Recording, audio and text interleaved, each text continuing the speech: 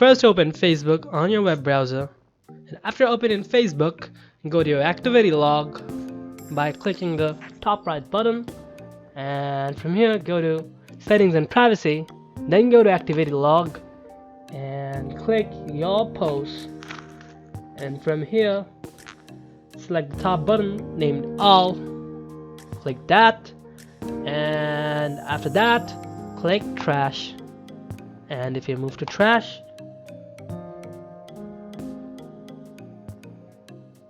all your posts will be deleted from your Facebook timeline. And if you want to permanently delete it, then you can move into trash and just select all and delete permanently. So that's how you can delete all your Facebook photos at once.